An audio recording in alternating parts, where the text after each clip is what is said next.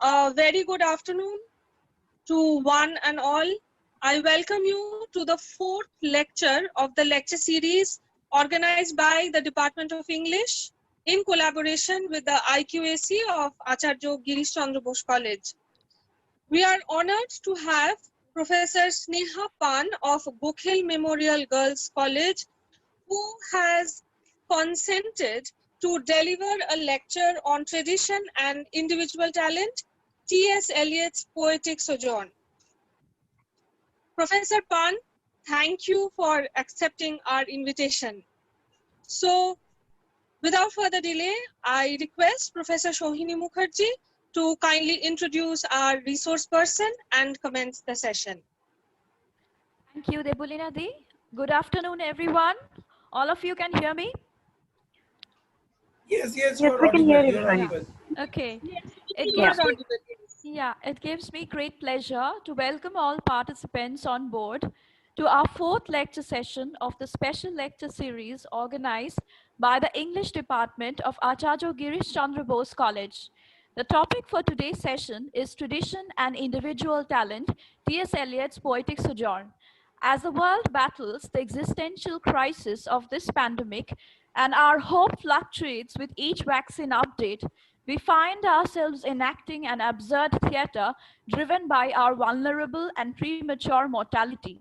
We have frantically and absurdly stockpiled on groceries, masks, disinfectants, and sanitizers.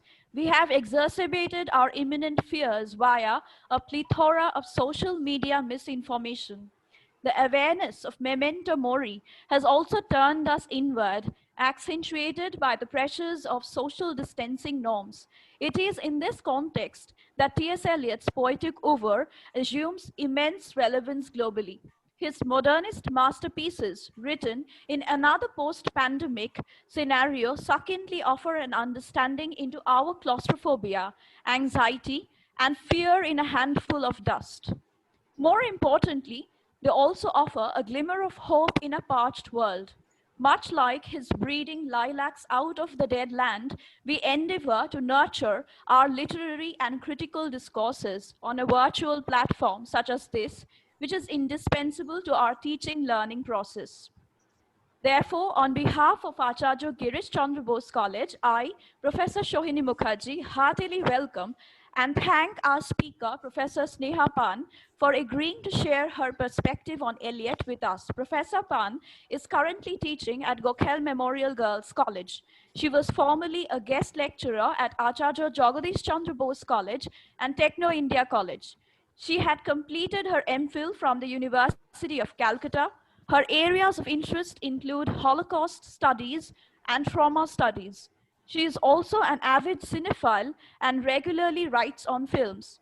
I would now like to formally invite Professor Pan to enrich us with her valuable understanding. Over to you, ma'am. Thank you for that introduction. So I would like to thank Sohini Mukherjee.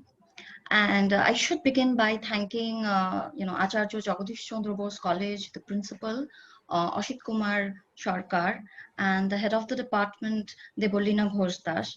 And of course, I would also thank Oritrik, who is my colleague and my friend and my junior. And thank you, Oritrik, for asking me to deliver this lecture. I am honored and delighted. And without, further ado, I would directly go into today's lecture. What, Oritrik had told me that, though I have friends and colleagues in this meeting today, in this lecture session today, but this lecture has been planned for primarily keeping the students in mind. And what I will try to do is I will try to trace how tradition, memory, history, personal and otherwise, has shaped Eliot's poems, and obviously with more emphasis on preludes and proof rock because they are in Calcutta University's syllabus. And what I would begin with is, the title of of today's talk is slightly misleading. I won't be talking much about, I wouldn't be teaching tradition and individual talent. Okay. I would just trace how that has affected his writing. This is more like, before I begin today's lecture, it would be like how they were trying to make new, but it is a glancing back. So that is what we will try to, discuss in today's lecture. It would have been great if I could be there physically, because I'm not a very online person. So it would have been great if I could see the students and interact with them, but we have to make do with what we have. So, and because we are reading Eliot's poems, it's impossible not to refer to tradition and individual talent, which is the locus classicus of Eliot's concept of tradition, the authoritative essay. The essay first appeared in the avant-garde journal, The Egoist, and then went on to get published in Eliot's first prose collection, The Sacred Wood. And later also it came out in the Selected Essays, that is in 1932. Eliot cited the essay repeatedly in his subsequent works, and even a century later, okay, after its initial appearance, scholars continue to debate over a multitude of issues raised by this essay.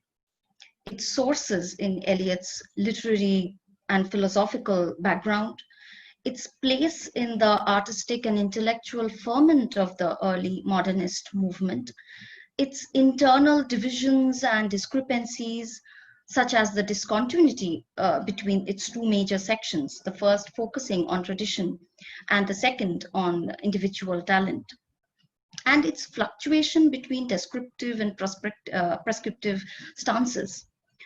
Also, its subsequent development in Eliot's own critical and cultural writings. So all these have to be kept in mind when we read Eliot and his essays and his poems. And the questions that obviously arise is that, does this essay serve as a reliable gloss on the use of tradition in Eliot's verse? Okay, as many of his admirers seem to assume. Or does this essay provide a justification for a poetic practice that may be more complex than the essay itself indicates? Okay, I'm sorry, I'm assuming that everyone can hear me. Am I audible? Yes, yes, you're perfectly audible. You're perfectly okay, audible. because I did not ask, I just went ahead. Okay. No, no. So when we are talking about, history, when we are talking about Eliot and his personal history, we must take into account his growing years in America.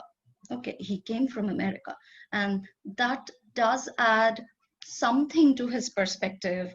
That does add something how he viewed the world when he shifted to a different continent altogether, right? So he was born into a family whose ancestors came to Massachusetts in the 17th century. And T.S. Eliot combined a New England cultural memory with a Midwestern experience. And although his grandparents reached St. Louis, Missouri in the 1830s, the family carefully maintains its New England connection. Now, Eliot, we have seen that he's often criticized his family's Unitarianism. What is Unitarianism? It's a Christian theological movement named for its belief in one Christian God as opposed to the Holy Trinity. Now, Eliot has dismantled this concept, this theology, yet we see that he retains its ethics. In Wasteland, we see him using the words Datya Dayadhvam Damyata, Sanskrit words. I hope my pronunciation is right here.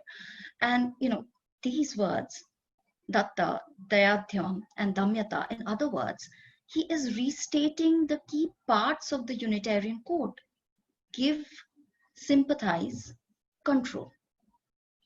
These are the ethics with which Eliot grew up. Okay. And although it might have been a coincidence that allowed him to end Wasteland with his own household values, which are obviously phrased in Sanskrit as in Wasteland. But he does sort of refer to these values, his personal history. And we cannot forget his taste for the picturesque districts. Eliot visited North Cambridge, Dorchester, and Roxbury. Okay, and giving their names to a series of short poems, some of which survive as parts of preludes, which is there in your syllabus. So, Eliot's earliest poems quietly register the American tendency to associate culture with what is foreign. Okay, so Hamlet and Michelangelo and Chopin, we find these references.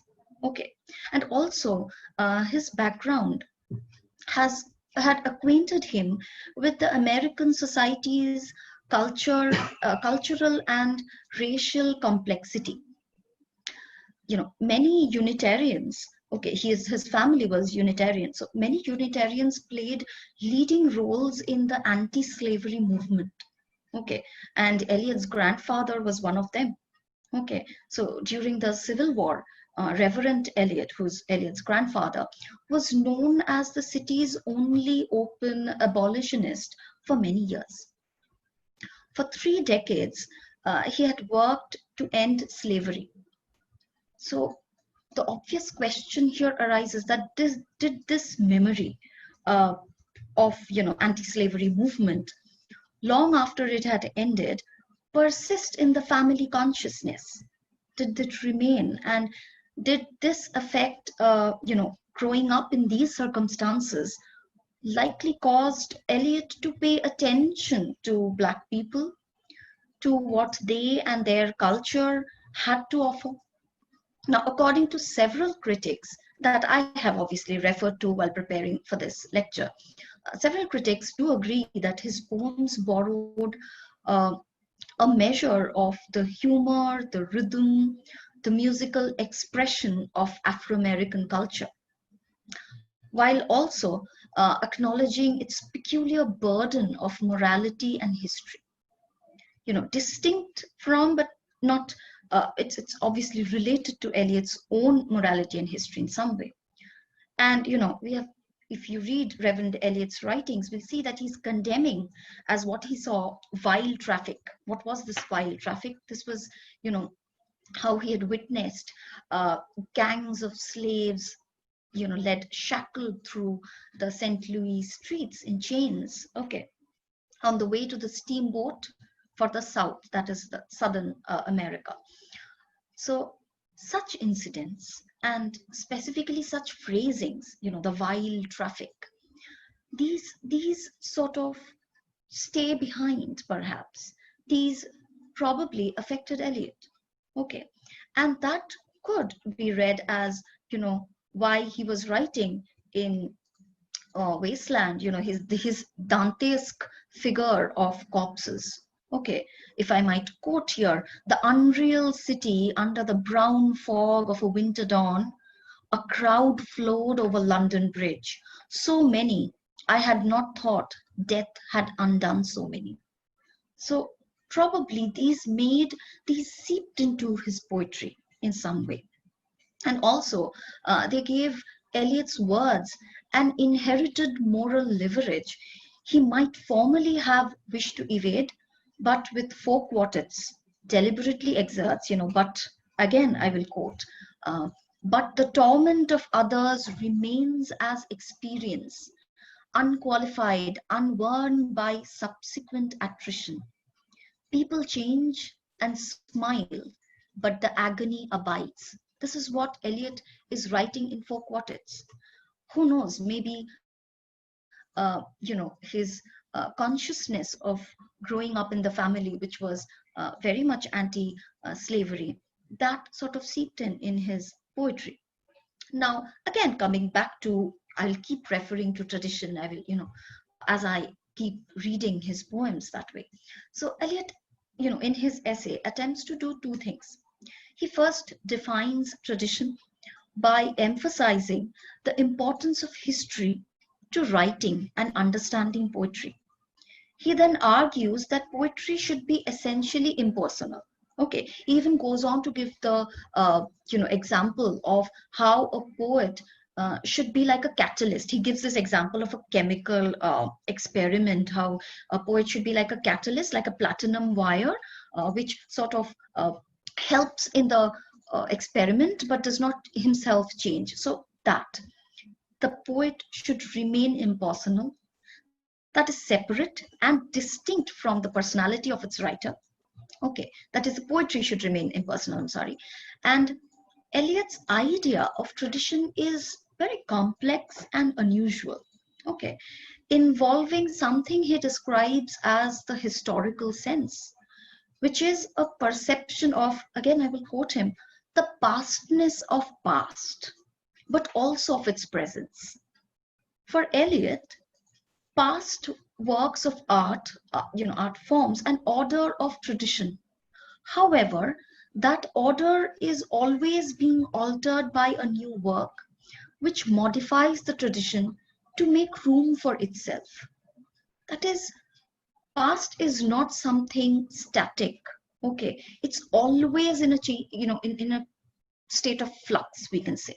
Okay, now in this view, in which the past should be altered by the present as much as the present is directed by the past, requires that a poet be familiar with almost all literary history, not just the immediate past, but the distant past, and not just the literature of his or her own country, but probably the whole of, he writes the mind of Europe. Okay, now we could say that the modernist writers tended to combine history and memory. Okay, that is how I would like to read Eliot's poems as well. Intertwining the acts and the facts of the past with the conscious and the unconscious narrations and renditions of such event.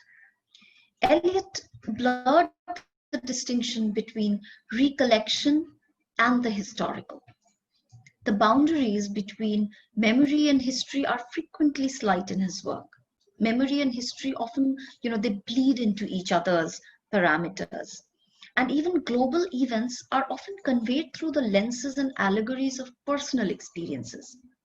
So history, in the modernist sense, stands as either an absolute, unlimited temporal designation for all the facts of the past, thoughts and occurrences, the impossible sum total of all that has ever happened, and the reality of the vastness of the past. Or more realistically, history is any one of the many possible narrative renditions of the truth of past time. So history, in this second sense, relies on framing, chance, and discursivity to convey ideas about the past in legible terms. In Eliot's case, the paradox of modernism's simultaneous forward and backward, temporal fixations is complicated by the critical tendencies that have informed his writings. Eliot was obviously preoccupied with the interplay of national and cultural histories, personal memory, literary intertextualities. We find all of that in his poetry. Walter Benjamin once pronounced that he who seeks to approach his own buried past must conduct himself like a man digging. And he insisting that he must not be afraid to return again and again to the same matter. And Eliot's over testifies precisely to such a labor of digging. Okay, the modernist newness that is, repeatedly emphasized. This newness that Eliot was after still demanded a thorough knowledge of the history of language, literature, and culture, up to the very point of the composition. That is, while he was iconoclastic formally, he wanted to include the rustle of the past in the poetic efforts through recognizing the previous terms, idioms, phrases, and language systems that should always haunt their present uses. Mind you, Eliot was also very specific about what historical sources or what cultures or that he must imbibe and that he must do away with. Okay, he was very much into metaphysical poets, and but he criticized Shakespeare a lot of times. So all of that is there. Okay, as I was saying that you know um, where was I yes, I was talking about his how he was iconoclastic, yet he wanted to include all of these, and it is pretty well known. Just a second, I hope I'm not. Am I muted or something? No, You're we can hear audible. you, ma'am. You're audible. Oh, okay. You're For some audible. reason, I thought I'm muted. Okay. So yes, as I was saying that it is pretty well known that T.S. Eliot was not above borrowing or stealing material from other writers. Since we are talking about influences of other writers and cultures and all of that, he was by 1920 he was able to make fun of this inclination within his criticism, and in his essay, he's raising intertextual theft to the level of mature art. Okay, in his essay, Philip Messenger, he makes the infamous statement, immature poets imitate, mature poets steal. He could go as far as to say that stealing is mature poets, stealing is what mature poets do. So again, since we are talking about this statement, we cannot forget how he was indebted to Lafog's writing. I would come to Lafog, but before he came to Lafog, he had widely read, okay, other poems and other literary cultures as well. Now, in his later years, he tended to downplay his debts to Victorian poetry. Okay, so making this frame of reference more difficult for us to see. His most important poetic inheritance, however, may have been the Victorian dramatic monologue, since we would be talking about Prufrock very soon. So, now symbolist poetry tends to minimize characterization to achieve a universal and generalized speaker. By contrast, Victorian poets drew on contemporary advances in the novel to transform the romantic lyric I into a vehicle for exploring the individual and his or her relation to society and convention. Now, Prufrock and Portrait of a Lady inherit this project, particularly from Robert Browning's Men and Women. Now, like Prufrock, uh, the Browning speaker distinguishes himself as belonging to a particular time and place, and his historical specificity is often combined with personal peculiarity or social isolation. I'm pretty sure most of the students here are aware of Browning's monologues. Now, uh, Eliot's poetic speakers differ from Browning's and Lafog's, however, in the greater intensity of their introspection. Okay, and while we are talking about borrowing and influences and all that, we cannot forget, we know that Heart of Darkness affected Eliot so much that he provided to provide the epigraph of the Hollow Men, Mr. Quds he dead, right?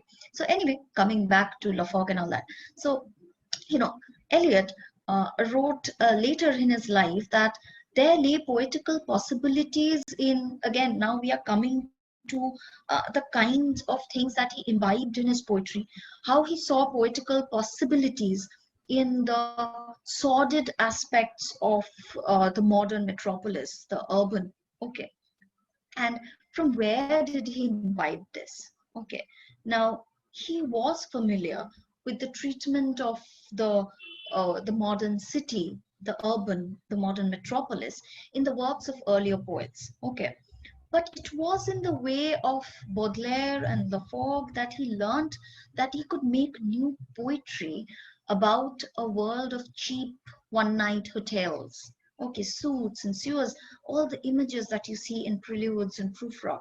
Okay, and also have a vision of mermaids appear in his poems. Okay. Now, Baudelaire and on subsequent evidence, even Conrad showed him the moving and the profound art possible about what was to become a major modernist preoccupation, the impression of urban industrial civilization on the human spirit. Okay. And when we are talking about the influences, I should also mention how Harriet Monroe, who's an American editor, poet, critic, she complains to Ezra Pound about Prufrock, okay, that it was too much like Henry James. And a direct influence on the specific poem has been attributed to James by a number of critics. Now, most of them, citing characters in James' work as models. Now, whatever a young Eliot might have or may have owed to J. Alfred Prufrock, to the romantically reticent or ineffectual James's characters, the relevant influence concerns, this is not just a type of character that Monroe or the other critics are talking about. It's not like he picked up a type of character. No, it's in the sensibility. It's in the sensibility of the writing, okay, which was manifested in a way of making art with characters. Okay, now James's commitment to the precise rendering of experience, to the deeper psychology, resulted in a fiction described in his own criticism of fiction in which a subject's experience of reality is itself the reality portrayed, as if, in the words of Eliot's own doctoral dissertation on the philosophy of F.H. Bradley, he says that reality exists only as if it is found in the experience of finite centers. So the experience of the characters, the reality of the characters is what is the reality that is portrayed to you.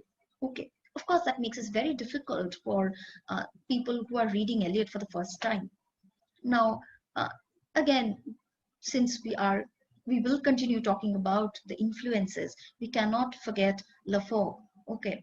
Now, it is generally agreed that Lafog's characteristic tone, which different critics have described as cosmic detachment or gentlemanly despair and bittersweet dandyism, it affected all Eliot's early poetry. Eliot himself wrote in What Dante Means to Me that of Lafog's recognition as a temperament akin to one's own. He even wrote that how he admired Lafog as an elder brother. Now, what Eliot had taken is a Lafogian, Jamesian focus on the speaker's experience, how the speaker is experiencing consciousness. Okay. Uh, but only Prufrock is constituted by a direct verbal representation of the process itself of this consciousness. Prufrock inaugurates, the focus and the narrative technique that were to become so prominent in the modernist English literature. Even passages from Symonds' prose echo in the poems, as in, again, I would quote, in Lafog, sentiment is squeezed out of the world before one begins to play at ball with it.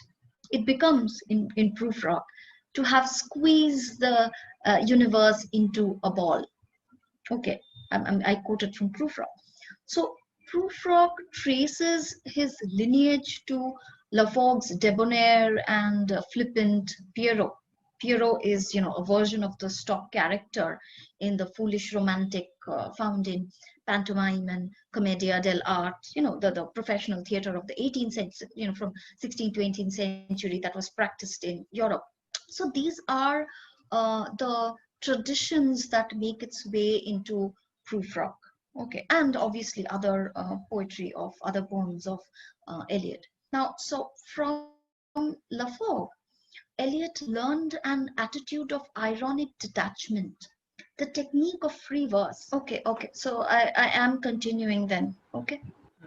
So as I was saying, I don't know if you could hear the ending, so I would just go back a bit by saying, how he was influenced by Lafog, and also the symbolist technique that he first encountered in Lafog and tried out in Prufrock, that he essentially theorizes as the objective correlative. What is objective correlative? That instead of directly explaining the emotions, giving objects, using symbols basically to evoke that emotion. Okay, that is what objective correlative is in simple words.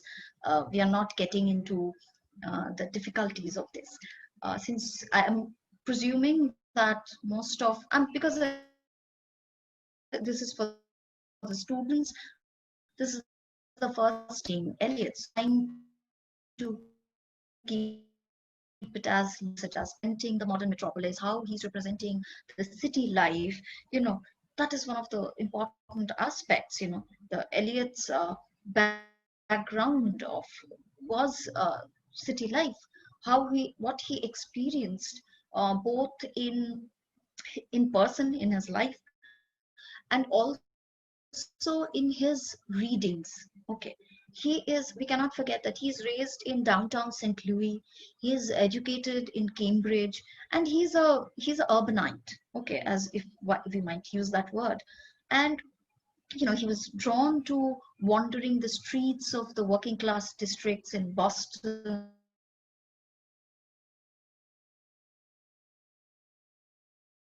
and Paris, and while in Paris, unpunishment, in which the narrative orientation was around the protagonist's fevered consciousness, which is linked with the description of the modern city.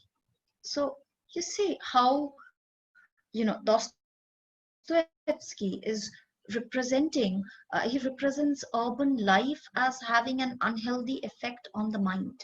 Okay, whose aimless thoughts and attraction to dark passages resemble the protagonist's nighttime wandering through the poor neighborhoods. Okay, and he sets off on such a walk at the opening of the novel, just as Prufrock does in this poetry.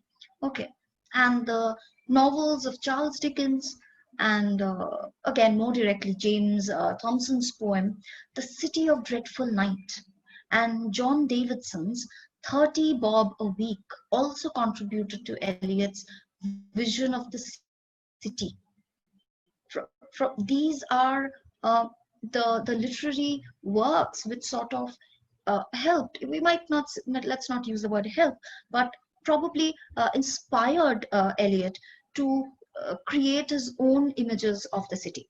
Okay, and it contributed to Eliot's vision of the city. There, London is the literary foundation of Prufrock, Preludes, Rhapsody, Morning at the Window. Okay, over which is laid the Paris of Baudelaire, Lafog, Charles Louis Philippe, who's the author of Bobo de Montparnasse. This novel also, Charles Louis Philippe's novel, also opens with an evening stroll in the red light district of Paris. So you see the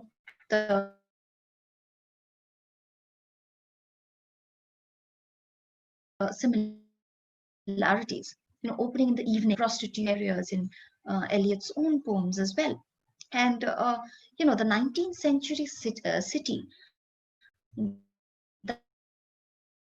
that Eliot encountered was at once the center of fashion and culture, represented by the leisured, strolling dandy, and also at the same time a cesspool of poverty and exploitation, resting at the bottom of the social hierarchy on the sale of sex by destitute girls and prostitutes. Right now, Eliot's concerns with the city reflects a squalid social reality that seemed at the time to expose the diseased human nature. Okay, so all of these images, okay, that he sort of encountered in his readings, as well as his own experiences, okay, his own personal history, as I try to say, okay, prefer to say rather, and that these find their way into preludes and proofread. Okay. Now, we, you know, Eliot is also drawing on, the standard texts of the 19th century education. Okay, the Homeric epics, Virgil's Aeneid, Dante's Divine Comedy, the plays of Shakespeare, which he actually criticizes later. Hamlet, he calls Hamlet a failure. So anyway, and other Renaissance work, and also Bible.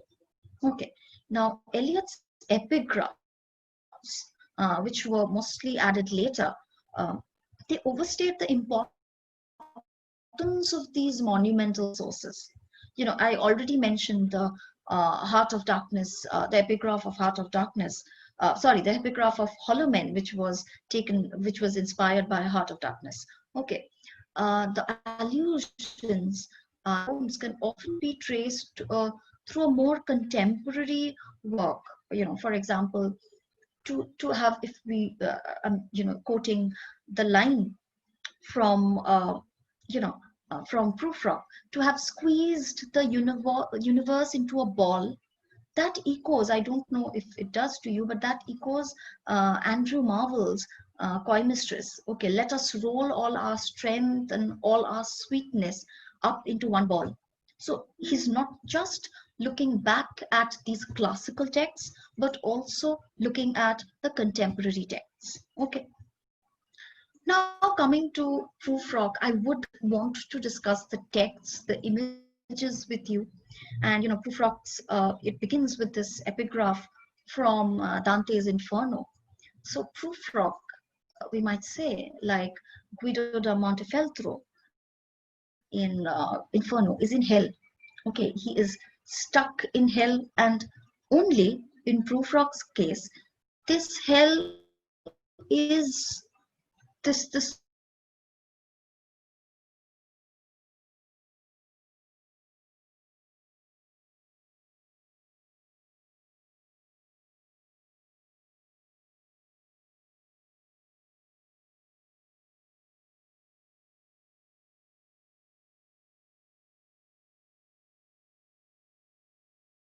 and enigmatic opening lines. But who does Proofrock speak to? Who is he referring to? Himself or someone else? He sets out on this journey, but the destination remains vague, as does the overwhelming question that he himself says, but he never asks that. And most enigmatic of all the images is of the etherized patient that hovers all over the entire poem. Okay, as an emblem of Prufrock's numbness and his inability to act. It exemplifies his profound confusion between the tenors and the vehicles in his metaphors. His vehicle is the patient, and this confusion in the linguistic symptom of Prufrock's indecisive negotiation between, on one hand, the outdoor urban space of male companionship and anonymity, and on the other hand, you have the feminine indoor space of social convention. At the table where the tea is being served, where he feels he's being cut open. Okay. The spatial division also corresponds to the problematic boundaries of Prufrock's selfhood, okay, between the interior of his thoughts and emotions and the exterior world of things and other people. This I would explain when I explain a bit of Bergson. Okay, now Eliot situates Prufrock's utterance at the evening, the twilight hour, which is a favorite time of the French symbolists and also the British Finn the Cecil poets, signifying the transition to nighttime. Okay, and the morally corrupt or morally questionable women. Okay, and suggesting personal or historical decline in a way. Now, Prufrock's departure for the city streets as the sun is setting indicates the meeting of the realms, okay, that are ordinarily kept apart. The bourgeois and the underworld. We cannot forget the epigraph. Okay, the bourgeois and the underworld, the work and the private life, waking and dreaming. Okay, So his entrance into the underworld opens a journey indicated by the progression of verb tenses, if we notice. It's beginning with a future orientation. Let us go. Or as he says, there will be time, future. Then Prufrock shifts to the present tense. The afternoon, the evening sleeps so peacefully. And then he shows a hesitation in the conditional, should I, that tests out the possibility of an action. Should he do it? A moment of crisis comes and goes, indicated by Prufrock's transition to the past conditional. Would it have been worthwhile? He continuously asks these questions. This progression tells a story of a missed opportunity that is nowhere explicitly narrated, but constitutes the action of the poem. As he progresses in time, Prufrock also moves through space, conducting his journey or quest through the city streets and the series of rooms. Okay, and in these rooms, which is presided over by women, in the room the women come and go talking of Michelangelo. His feet take him to the urban venues that these women would have been sure to, that, if to understand that there was strict 19th century distinction between marriageable girls and sexually available ones. Okay, that is mapped out in the poem between genteel reception rooms and the one night cheap hotels. Okay, so after outdoor mortifications, that is, pools that stand in drains, and the indoor ones, Prufrock's final crisis takes place in the inner sanctum of feminine domesticity. Okay, after the cups, the marmalade, the tea. So these are questions of the spaces, how the urban space is getting divided as well. And Prufrock's journey, it's also culminating in a test of courage that becomes a crisis of identity. Okay, and this sort of outlines the quest narrative that we find later in Wasteland. And as it is indicated in the epigraph, which is from Inferno, Eliot has a Dantean model in mind, and he echoes of Homer in the singing mermaids. Okay, again coming back to the influences, as I said, the mermaids, the singing mermaids, are reminiscent of the sirens in Odysseus, in Homer's Odysseus. Okay, now paralleling this narrative is a loosely romantic frame of an encounter with nature. Okay, which reconnects the isolated speaker with other people and the divine in a moment of epiphany. Now, Prufrock's experience, however, subverts or disappoints the expectations built into both these patterns. Okay, at the moment of crisis, rather than taking a heroic action, he backs down. He says nothing. He does not. He does not act on the situation. Right? He says that he is not the protagonist. He is rather the fool. Okay. Now, he does, in doing this, Eliot is actually employing the Laforgian technique of deflated expectations. Okay, but not for humor.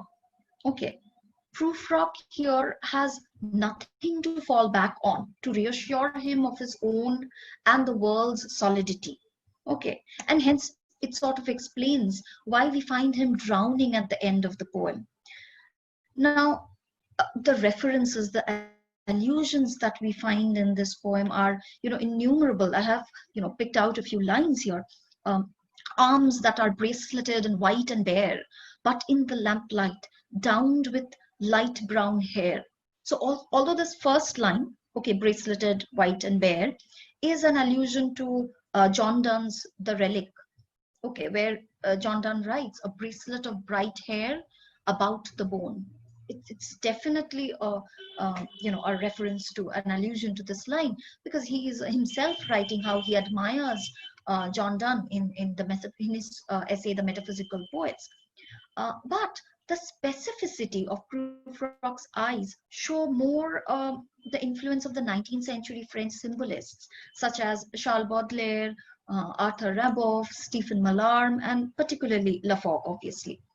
Now, in fact, even in his repetition about about the line about Michelangelo, is somewhat a parodic nod to a similar thing done by Lafont. Okay.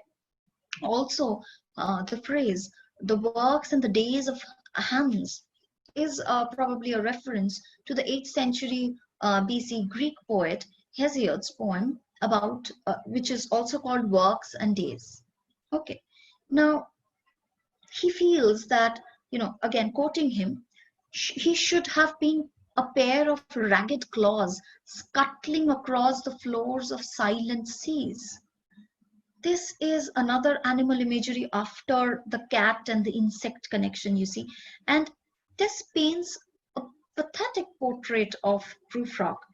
And the suggestion of a crab is perhaps also an allusion to Shakespeare's Hamlet, in which Hamlet mocks Polonius by saying that, for yourself, sir, should be old as I am, if like a crab you could go backwards. This is Hamlet speaking. So this again could be an allusion to Hamlet. Okay, the crab imagery. Now, as I was saying, that the reference, the Bergsonism, his temporary conversion to Bergsonism, as it's often termed, in the images of the evening being spread out against the sky, actually Prufrock corresponds quite exactly to Bergson. Okay, Bergson's account of spreading time out in space, in time and free will. Now, Bergson distinguished between pure time or duration and experience, or and clock time. Now, in simpler terms, so that it's understandable, it's basically how you are experiencing time. Okay, say if you are bored, you feel that the day is not passing, as in the lockdown or something. But when you are enjoying yourself, it seems like it's passing so quickly. That how you are experiencing time, that versus the mathematical time. Okay. And Bergson's objections to the spatialization of time and all of that is taken into account when Eliot is creating his negative images of clock time. Okay, when he says, I have measured out my life with coffee spoons, and sociality, that there will be time to prepare a face to meet the faces that you meet. Also, there are other images like when I'm pinned and wriggling on the wall, as if a magic lantern threw the nerves in the pattern on the screen. This is, talking about the spreading out of time, the spreading out of experience. This we also find in Preludes, okay, when he's writing his soul stretched tight across the skies. In each of these images, the spatial spreading out of experience seems unnatural and sometimes even violent. Okay, and it is evident of Prufrock's discomfort of the passage of time. Okay, with the social situations that reflect Bergson's, how Bergson was looking at human experience and time and the flow of experience. Okay, and how that can be measured, how that is probably unquantifiable. Okay, so again, and if we are talking about modernist writings and Eliot's poems, we cannot but mention the fragmentation. Okay, the fragmented images, that is one of the most striking stylistic characteristics of his poems. Okay, and Prufrock is no different. Now, fragmentation is also a phenomenon predicted by Bergson. Okay, as a consequence of extension in space. Now, time, self, other people, and visual scenes are all broken up into 100 visions and revisions, as Eliot writes. Now, how he writes, I have known the eyes already, known them all. I have known the arms already. Now, never do we see that, Prufrock is incapable of seeing the whole body. Even his beloved is seen only disconnected body parts. The same thing happens in preludes as well. Withered leaves about your feet, hands that are raising dingy shades, or clasped, how the woman, the girl, the prostitute, is clasped the yellow soles of feet in the palms of both soiled hands. Never do we see complete human pictures. Okay. Now, Prufrock's fundamental bifurcation into at least two selves is also sort of Bergsonian in concept, because Bergson says that every person has two selves. One is a true self, one is a social self. But in Prufrock's case, it seems that both his selves are social. Okay. And soon, when he says that, you and I, let us go, then you and I. Who is you and I? Probably Prufrock himself. That is the bifurcation of his selves. Okay. And soon that is multiplying into a number. Okay. The crab, when he says that I should have been a pair of ragged claws. Then he says, I have seen my head open, grown slightly bald, brought in upon a platter, referring to John the Baptist. Lazarus, I am Lazarus, come from the dead. And finally, Polonius. Okay. An attendant lord, almost at times the fool. Now, although his consideration of all these roles are primarily negative, okay, he keeps on saying, I should have been, or I am no prophet, no, I'm not Prince Hamlet. So you see, there is a role, this role playing of identity that is going on. Okay. And this Hamlet passage, something that even this is the earliest written portion perhaps, and Pound had advised against retaining it, but Eliot did keep it, perhaps because it suggests that the link between Hamlet and Prufrock was central to his conception of the poem. Hamlet is like Prufrock in experiencing 100 indecisions, but unlike him, ultimately he gets to take, he takes this violent decision, which Prufrock does not. Now, I would slowly wrap up now. I know I'm taking a lot of time, but there is a lot to say about Eliot. One could go on and on. Anyway, so as I was saying, that it is one of the paradoxes of modernist writing that in its self-conscious efforts at making it new, writers from across its experiment repeatedly turn to the past. Of course, what is absolutely new is always already historical.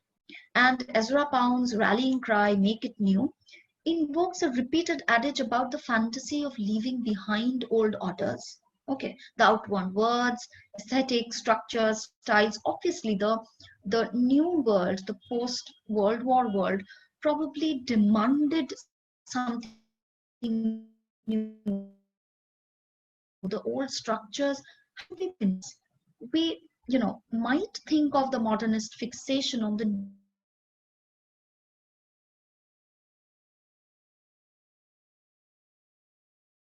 newness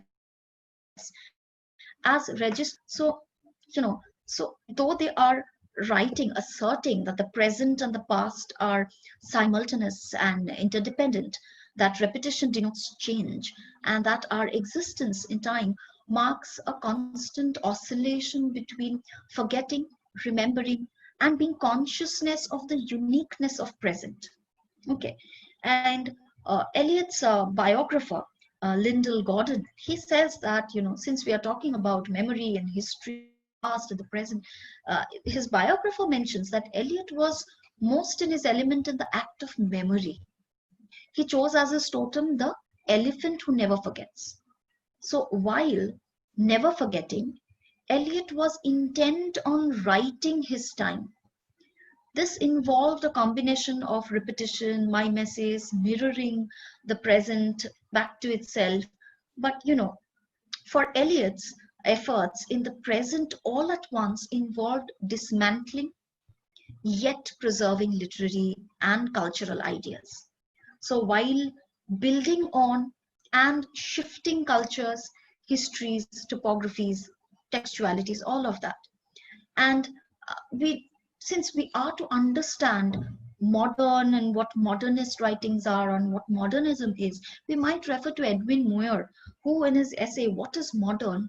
He writes, if modernism be a vital thing, it must needs have roots in the past and be an essential expression of humanity, to be traced therefore in the history of humanity.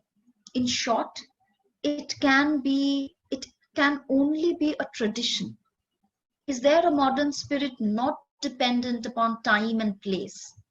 Okay, so what Eliot does in the following year in Tradition and Individual Talent, is basically what Muir was elaborating about the dilemma about of the value of the past in the avant-garde. Okay, so at the core of Eliot's sensibilities is a persistent uh, gesturing to the affiliations with pastime. Okay, and you know,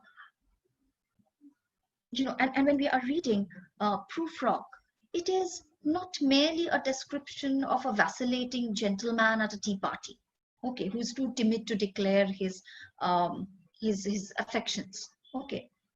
Nor is it a condemnation of bourgeois society or world weariness and all of that. Really, Prufrock is an everyman, okay. So he is who refuses to, he is Prufrock is basically granted a peep at the timeless, okay, and he is infirm of will, and he creeps back into the prison of time, okay, and thereafter he must chafe at the prospect of growing old. So our every decision lifelong is irrevocable for good or evil. And Eliot was to say often in his later years that, this and but Prufrock cannot hold to one decision for too long. He's always vacillating, yes. But, you know, we can say that he's the hollow man. He's like Lazarus. He has seen death, the eternal footman, but trivialities and dread of being misunderstood beset him. So he descends, like Dante's Montefeltro, to the hell of the bestower of evil counsels. And what no reviewer of Prufrock could predict, that this book of verse would, commence a renewal of moral imagination in literature. Okay, and when this poem came out, many were bewildered by Eliot's early poems. Okay, some were attracted only by the newness of the style, the novelty of the style. Others took his poems as social commentary. Okay, but Eliot had, and then some critics said that Eliot had successfully, expressed a generation's disillusionment with everything. Okay, yet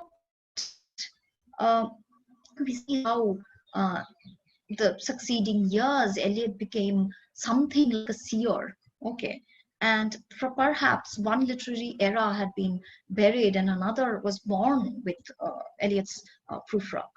Okay, and as I said, and again, of course, we have to come back to tradition and individual talent. If I have to wrap up, that it represented his literary and social principles from the beginning to the end. Okay, Eliot's own talent was not to be revolutionary, but conservative. Okay, he did not become a lost leader.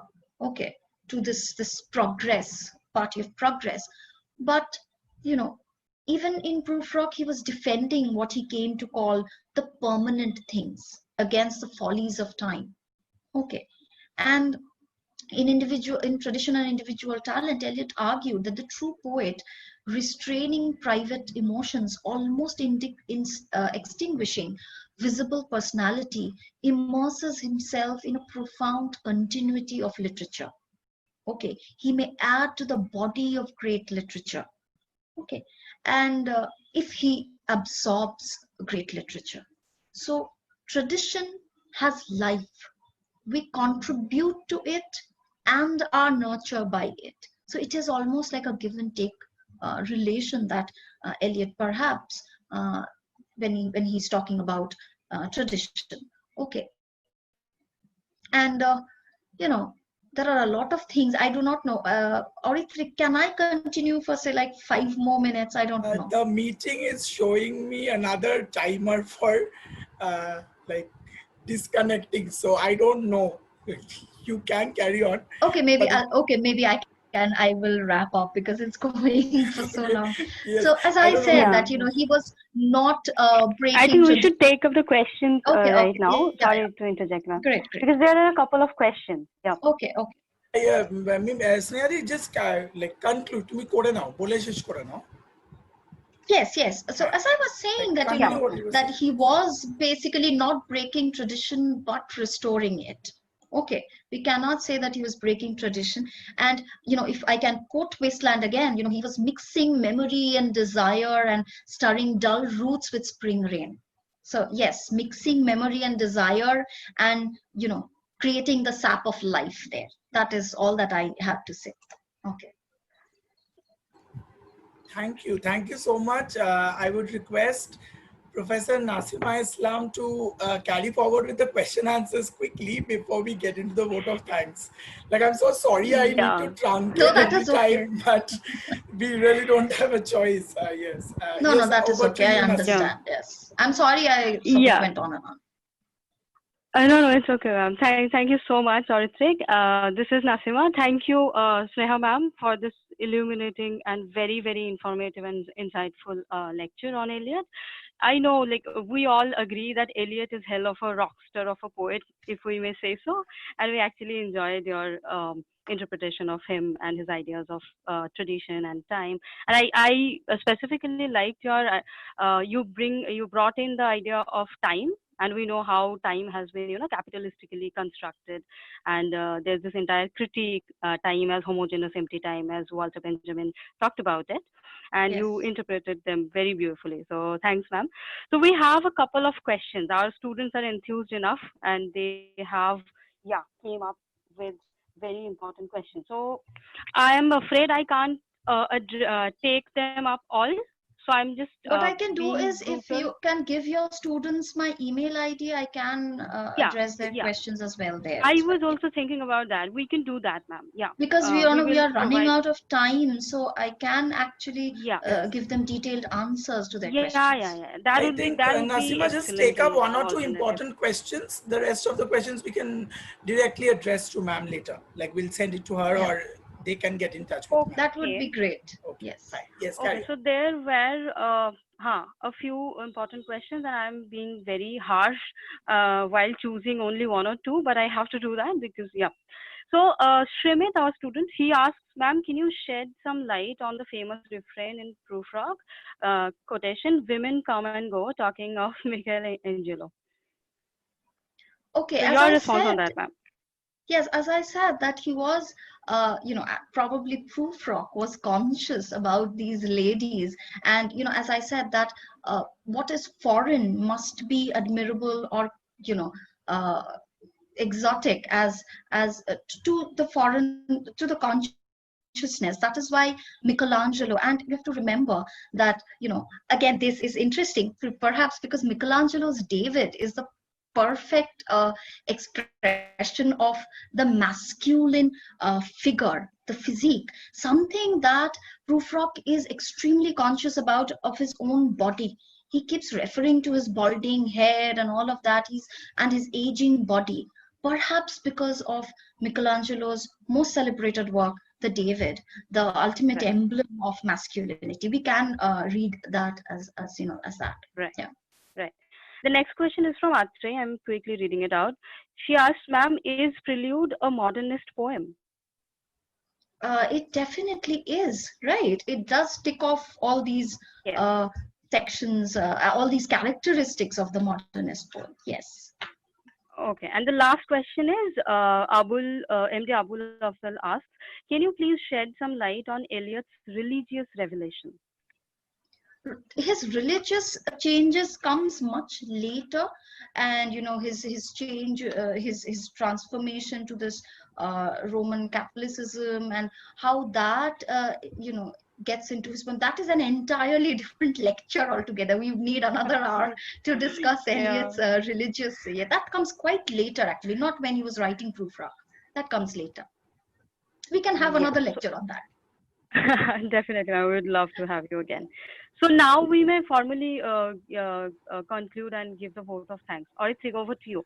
Since we're running out of time. I understand this is life. We all understand we need to edit ourselves at wrong points. Delivering a vote of thanks after such an introspective voyage is merely a ritual. Nevertheless, the curtain call calls for a few acknowledgements. First, I would like to thank today's speaker, Professor Sneha Pan, for enlightening our students with the story of a man who, as our Professor Chinmoy Go would point out, had changed the history of English literature lock, stock and barrel. I would like to thank our principal, Dr. Ashit Kumar Sarkar, and HOD Department of Bengali, Mrs. Shumona Dashmondol, for their support, inspiration, and cooperation. I would also like to thank Professor Shoumi Shah for all the technical cooperation that she's always been with us. Thank you, Shomidi. I would like to thank all the participants, the guests. Thanks to all of you for always being there. A big thanks to all our students for making each lecture a success. And last but not the least, a big cheers to all of us, the faculty members of Department of English, Acharya Girish Chandra Bose College. Thank you. Thanks to our HOD, Professor Devolina Ghoshdash. Thank you, Shohini, for that wonderful introduction. Thank you, Nasima. Thank you, Manushi. I'm not addressing you formally because we are a team and we are trying to work as a team here. But then thanks to each of you for making this day a success. And at the end, in a session on Eliot, I would choose to thank the man himself for being the wood thrush in our wasteland, for helping us gather the dry salvages on an Ash Wednesday and prepare us for yet another rhapsody on a windy night. The lamp said, 4 o'clock. Here is the number of the door. Memory, you have the key. Mount. The bed is open. The toothbrush hangs on the wall. Put your shoes at the door. Sleep. Prepare for life. The last twist of the knife. Signing off. Thank you so much. Thank you, Aritik.